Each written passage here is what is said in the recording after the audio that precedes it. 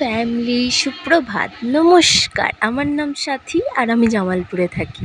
তো এখানে সকালবেলা ঘুম থেকে উঠে কিচ্ছু খাইনি, কিছু খাওয়া দাওয়া হয়নি, বাসি মুখে মানে মুখ জাস্ট সিম্পলি ব্রাশ করেছি। ব্রাশ করে ওঠার পরেই বিছানার চাদর চেঞ্জ করতে বসেছি, কারণ কালকে বাবা আর ছেলেতে মিলে দুজনে মিলে বদমাশি করে আমার বিছানার চাদরটাকে ছিঁড়েছে।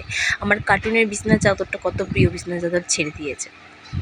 যাই হোক, আমি কালকেও ভিডিও আপলোড করেছি, জানি না ইউটিউবে কি দেখেছে ওরা, কি আমি কিচ্ছু জানি না। আমার ভিডিওটাকে ডিলিট করে দিয়েছে। কত রকমের বাজে ভিডিও, কত রকমের মানে অশ্লীল ভিডিওগুলো রয়েছে ইউটিউবে, শেরবেলায় কিছু না।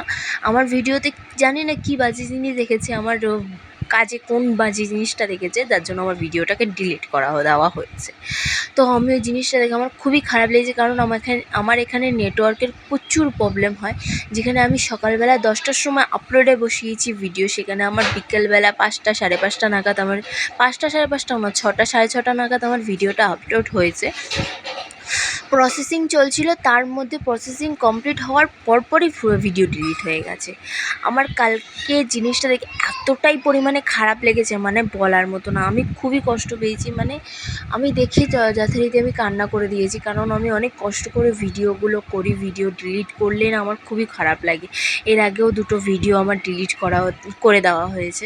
তাতে ইউটিউব চ্যানেলটা গ্রো করতে গেলে আমাকে তো ভিডিও করতেই হবে। এবার ভিডিও করার সময়টুকু আমাকে অনেক কষ্ট করে আমি বের করি, কারণ সংসারে এত কাজ করতে গেলে সবসময় ফোন নিয়ে ঘুরে ঘুরে বেড়াতে হয়। আর এটা গ্রাম অঞ্চল ভাই, সবাই সব জিনিস ভালো চোখে নেয় না। আমার ভিডিওটা সবাই ভালো চোখে নেয় না, তার সত্ত্বেও আমি ভিডিও করে উঠি।